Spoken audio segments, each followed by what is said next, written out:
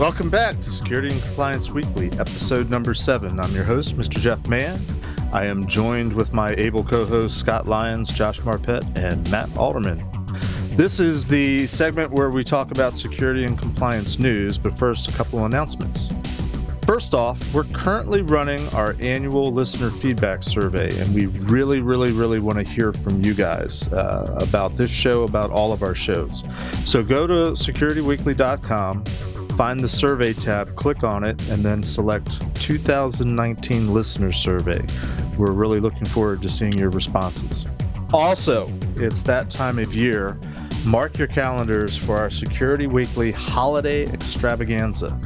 This year on December 19th, Security Weekly is going to be live streaming 5 one-hour roundtable panel discussions with some of the most knowledgeable professionals in the industry. And to round out the evening, Ed Scotus will be joining us for his annual announcement about the Counter-Hack Holiday Hack Challenge. That's a lot of alliteration right there.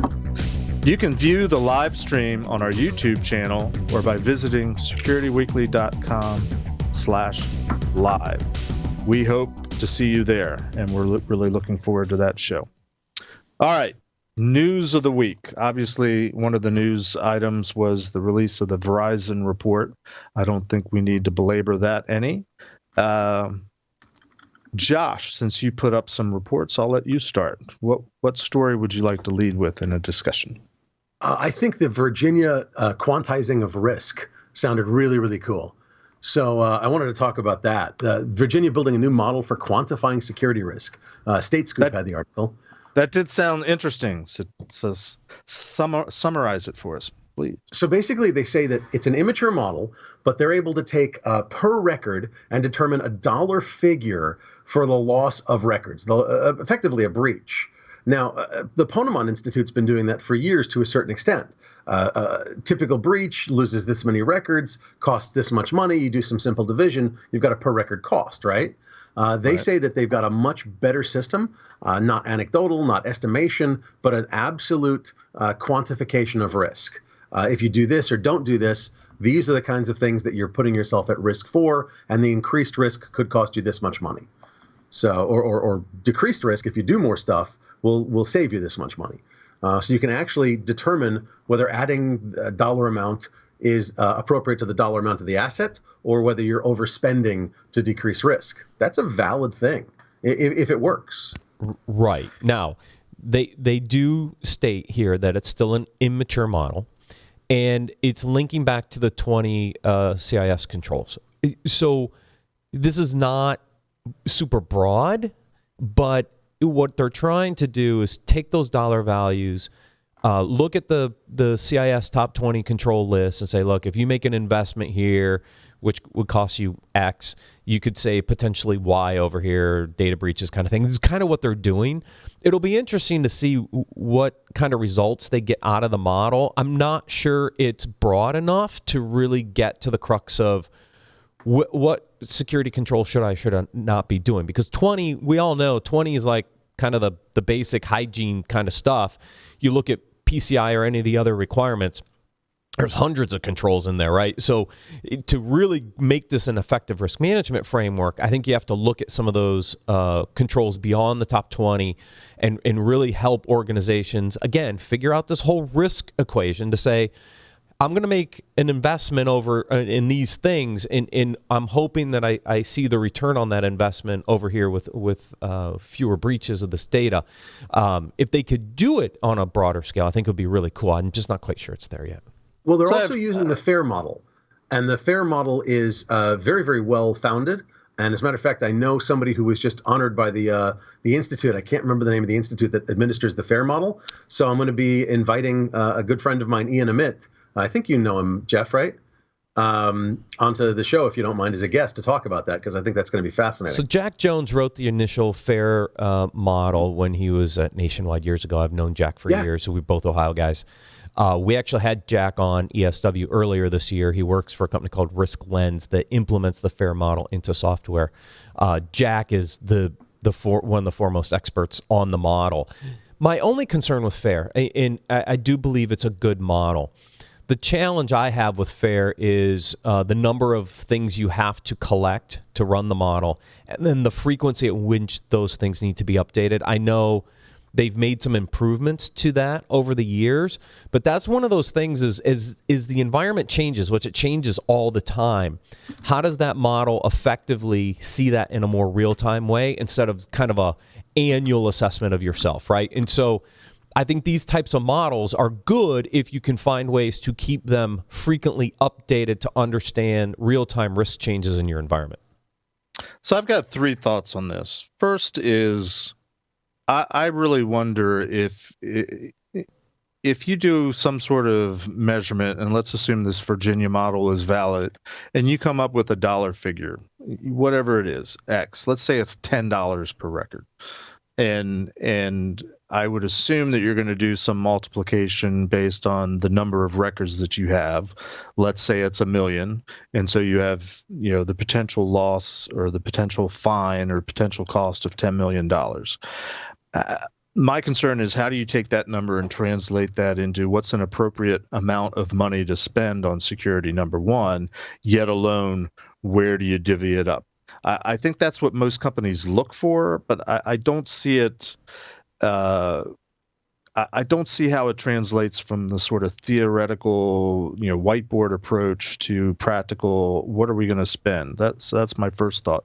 My second thought is related to it. Whenever I hear risk management and risk-based approaches, I can't help but thinking, because I have too many customers that use that terminology, that it simply means we're not going to spend money on security here or there because we're going to roll the dice and take our chances.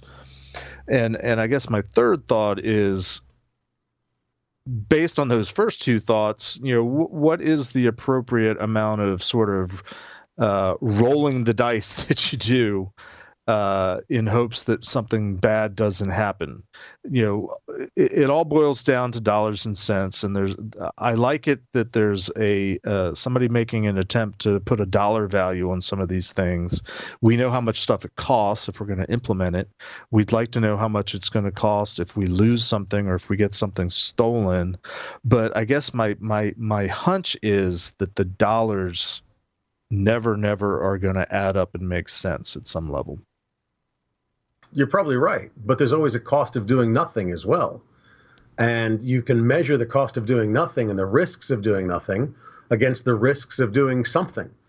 And if you have a dollar value, the one thing that they're going to ask, and you alluded to this, Jeff, is what's the risk we're going to get hacked this year? What's the risk we're going to get a breach or going to have a breach this year? And that's a question you can never answer.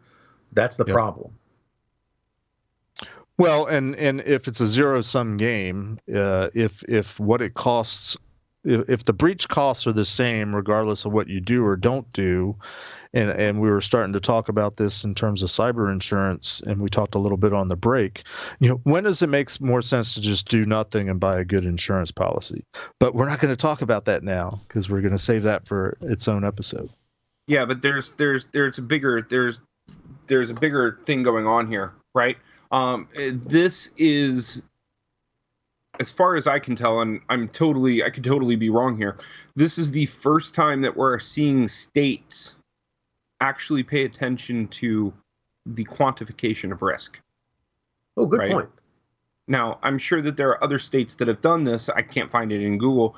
Please, by all means, leave a comment in the description if you find other states that are doing this. There are 2 more in this article. I got to find them now, but I think it was Texas and somebody else, but I'll find it. Keep going.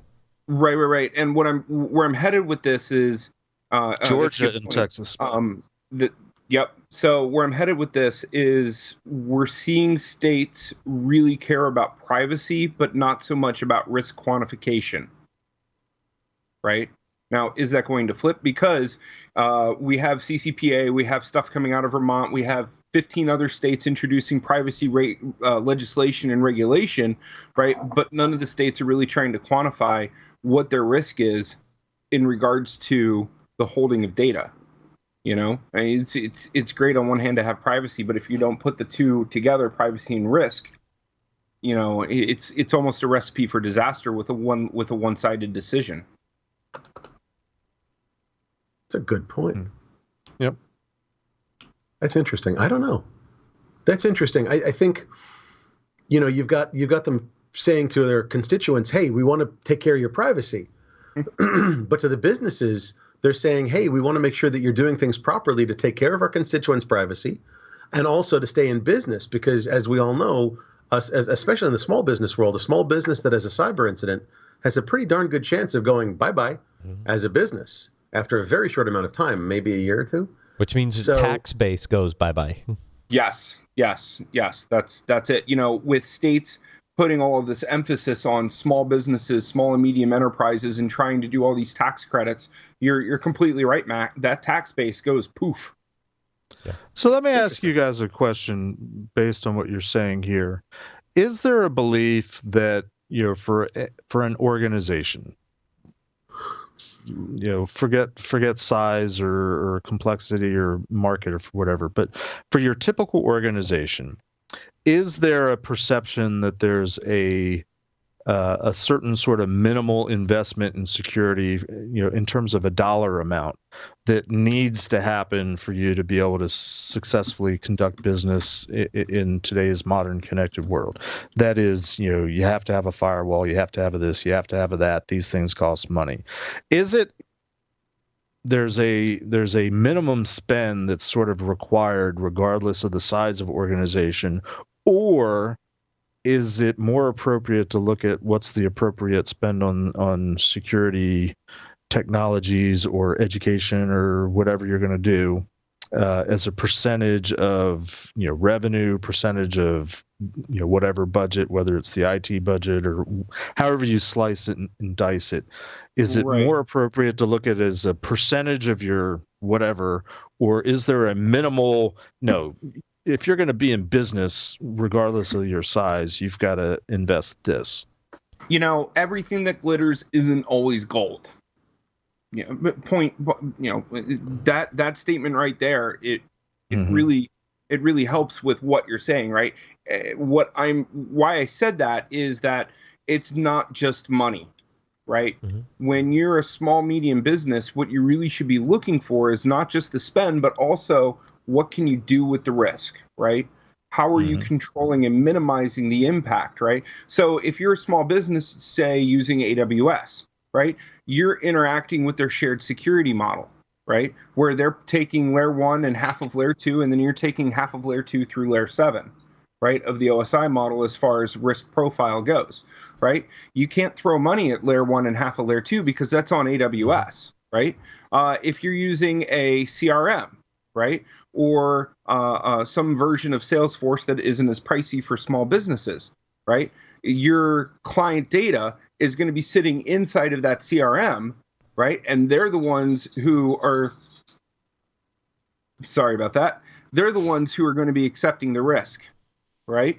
But the implication in that is that there is a minimum spend. It's just there's more or less a group policy or a group method for providers of security technologies, solutions, practices to sort of help give that to the smaller companies that can't afford it to do it on their own. But the underlying implication is that there is an absolute minimal investment that needs to happen.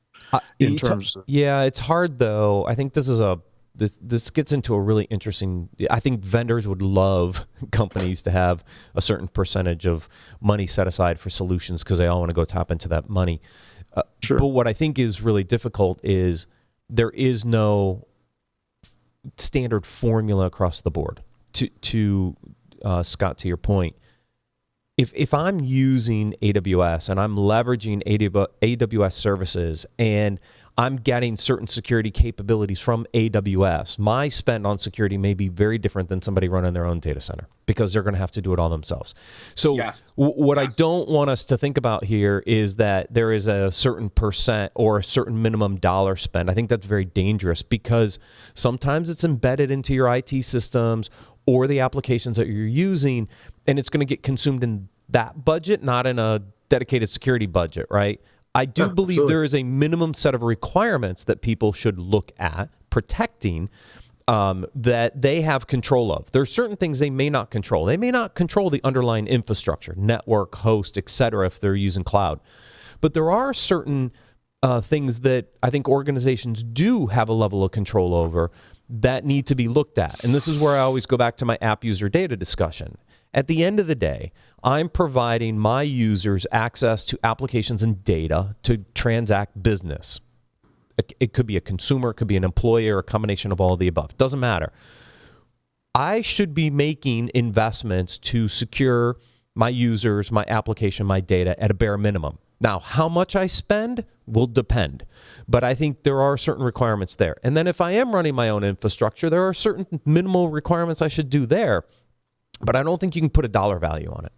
Well, and if you're a small to medium business, realistically, you should be starting with the CIS top 20 and the RMF controls, right? The RMF out of NIST, right? What that'll do is it'll give you a good bird dog on where you need to head to be able to put the appropriate systems in place, right? And then budget that out. Now, the problem with saying, well, a dollar first in the NIST approach, CSF. Yeah, the NIST CSF. The problem with the dollar first approach is that you may budget $10,000 for an entire year, right? I'm making up numbers. You may budget $10,000 in an entire year, have a breach that cripples your business, and that $10,000 spend is gone in one day. You know, so there's no real way to quantify an absolute dollar value towards security, risk, compliance, and control sets. Plus, there's open source solutions out there that could provide a level of security without a lot of spend. There's commercial versions. There's SMB solutions. I mean, the problem is there's such a wide-ranging dollar value associated to different controls that you could implement in the environment. You could use a ton of open source tools and get to a level of security requirements without spending a whole lot of actual dollars. Now, you might have to spend it in some people to implement it and make it all work, but to say, well, you need to spend X on a firewall and Y on a SIM and blah, blah, blah, I don't think that's the way you go. So, question, Matt, and this is my poor attempt at a segue. You posted an article talking about enterprise risk in 2020. Are we ready for security 4.0? So, how does everything that you just said translate or not into this future state of security 4.0? So, let's define security 4.0 for a second, the way it's kind of written in here, because it's interesting. Okay. We actually just did a survey on aspects of this and just did a webcast. So when they talk about security 4.0, it's this trend towards automation and digitization of processes that have traditionally been done by humans. So what they're saying is, are our enterprise risk frameworks ready for this concept of orchestration, automation, response, et cetera? My stupid first question is, wasn't that the motivation from security 1 to 2 and 2 to 3, as well as 3 to 4? Exactly. Hasn't it always been about automating the manual process? Yeah, but let's understand where we are from an automation perspective. Okay. Less than 25% of our security processes, based on the survey results, are being automated today. We are a long way from this concept of automation. And so the reason I brought this article in here was to highlight, look, most organizations are still doing security 1. 2. Maybe even 3. But there are very few organizations that are at a security 4.0 layer where they are automating a lot of these activities. Our survey results specifically show we are not doing as much and we're not as mature as we think we are in this concept of automation. And so my base question is, do we really need to change our enterprise risk management framework to account for something that not a lot of people are doing? To me, it's more about, are we doing fundamental risk management capabilities that align to what we're actually doing from a security perspective? And I think worrying about security 4.0, I still think we're 2, 3, maybe even 4 years away from even getting enough critical mass to even worry about this. I disagree. Go ahead, Josh. I disagree because I think that automation is very front of mind and it's very exciting and an interesting topic and it's fascinating to people, but they're not seeing these breakthroughs in automation. Sorry? For some people. For some people. For some people, but what we're not seeing is breakthroughs in automation that you're talking about. My God, we're not seeing, massive amounts of automating of IDS reports or whatever. I don't know. I'm picking stuff out. And the point is that we're not seeing the breakthroughs. But what we're missing in this discussion is the little things. And what I mean by that is we're seeing the SIEMs, the security incident event management systems, automating more and more, but a little here, a little there, a little here, a little there. Mm-hmm. It's not exciting. It's not newsworthy. It's not revolutionary, but it is automation. And the automation is creeping in under the curtain, if you will, rather than, flinging it open going, I'm here. So it's a lot of small pieces that are happening, and that automation is occurring, but it's occurring in ways that are not as sort of blatant, if that makes sense. And they're also happening in very specific use cases. Based on the survey results, the top 3 things that people are doing a good level of automation around is phishing. We still have an email phishing problem. It is one of the main attack vectors in the environment. Yep. And people are doing more to try to automate aspects of phishing because it is just overwhelming for most organizations. We're seeing it with brute force login attempts, and we're seeing it malware. So there are use cases, Josh, that definitely have more maturity when it comes to automation, and the survey results found that, right? A lot of people would say phishing and malware are number 1 and 2. Our survey results said 1 and 3. Brute force login was kind of inserted there in number 2. That's great, but there's a lot of other use cases that have very little, if any, level of automation to them today, and this is going to take time for these things to continue to move forward. And that's my point is, we're talking about an enterprise risk management framework to account for a security structure that is 2, 3, 4 years away. And my bigger question is, are we doing enough with just basic risk management principles to account for what we're actually doing today? No, I totally agree with you on that point. That last point is, are we doing enough? And are we performing a basic level of risk management? And the answer is, oh, hell no, and oh, hell no. On the vast majority of companies out there, the oh hell no part of this is monstrous. But I think that the big problem to seeing the automation happen, and by the way, I love your timetable, 2, 3, 4, 5 years. It's still a very, very near future. I agree with you. The big problem with the timetable on why aren't we automating more is the de-siloing. Even the 3 things that you mentioned are point solutions, point problems, point solutions. Mm-hmm. Those are being automated in their little silos. But when we start de-siloing the data, that's when we'll see the automation become monstrously widespread. Does that make sense? Yeah. Well, I think we're on the same page. Look at the other side of the coin, though. In the article, it says, and I'm going to read it verbatim: consider the implications of hackers taking over automated gates, security robots, access control systems, or even inserting deep-fake videos into video management systems. We can say we've automated everything under the sun, right? Personally, I would totally tell you that you're wrong. But if somebody doesn't control the access gates to the automation systems, hackers are going to run amok in it. It's a thing. It's going to happen, And then from there, once hackers breach and get in, what happens to your risk profile to the rest of the business? How much does that put in jeopardy? Everything that you're trying to do, your bottom dollar, plus your clients and your vendors that support everything that you call a business. So it's a double-edged sword. I'm agreeing with all of you and disagreeing with all of you, and that's why I love you guys. To segue one more time, because we are running short on time, there was an article that I think sort of relates to what we're talking about. My story number 5 cyber program elements that financial services firms must cover to stay compliant. So I think this addresses to some degree the security 4.0 moving forward, all the technological changes that are happening. If you scroll through the article and you get down to what are the actual 5 things that they're suggesting, surprise, surprise, number 1 is documentation. 2 is to protect private data. 3 is better third-party vendor due diligence. 4 is risk assessments, and 5 is education and training. I will submit to you that this article, at least, is suggesting very manual processes as being required to maintain compliance.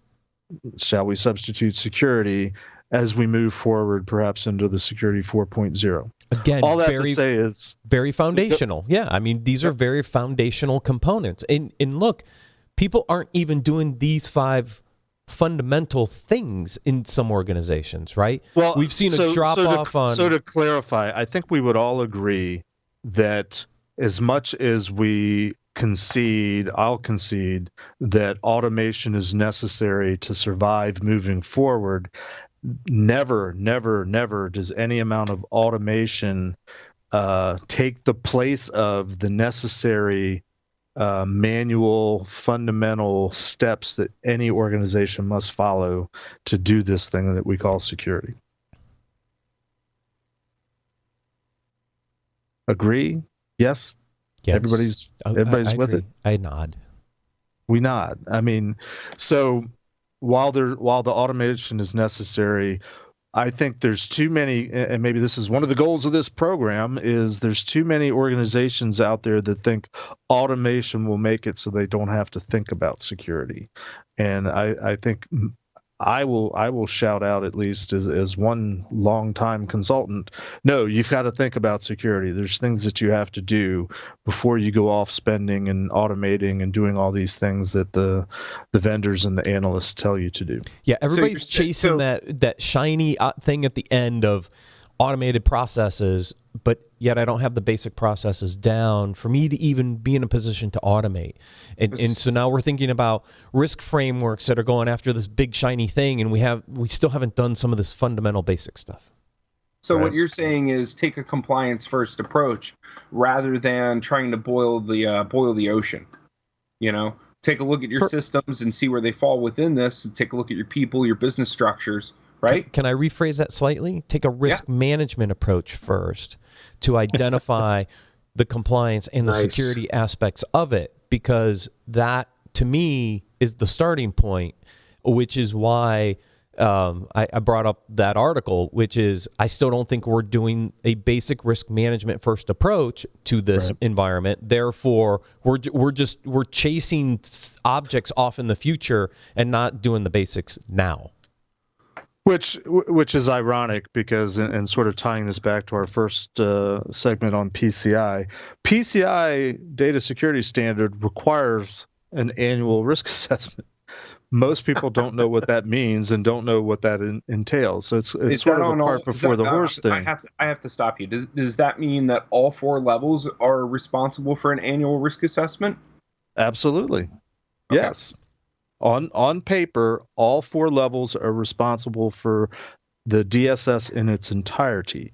Smaller merchants that have very specific payment acceptance methods only get validated against the particular requirements that people think are the most, somebody decided that wrote the SAQs. These are the ones that apply the most. But ironically, PCI sort of encapsulates everything. The PCI ecosystem encapsulates everything that we've been talking about.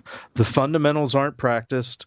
Everybody's rushing for some automated, I don't want to think about it, let somebody else worry about it solution, which is why I think, Scott, at the very beginning, you said there's all these companies out there that say that they don't have to do PCI because somebody else is doing it for them. Mm-hmm. And that's the other, the flip side of the silver bullet, this holy grail that everybody's looking for. I don't want to have to think about security. It's not in my wheelhouse. Just tell me what I need to buy. What color does the blinky light need to be, and how often do I need to look at the blinky light? Yeah, and don't lose sight of the basics. Automation, when you're talking about whether it's through scripting, through machine learning, which really is just a bunch of if-then statements, or AI, right? I had to say it. I'm sorry. I had to say it. The hate mail is just going to go through the roof. Okay. They're if-then else statements. Go ahead. Oh, okay. Nested if-then else statements. You're going to get us in such trouble. Instead of focusing on what's new, instead of focusing on what's shiny and new, stick to the basics. It'll get you a lot further. Agreed. Yeah. Yes. And I think that's a good note to end this session on. Gentlemen, thank you very much. That wraps up episode 7, Security and Compliance Weekly. Stay cool, stay compliant, stay secure, and let's keep building those bridges.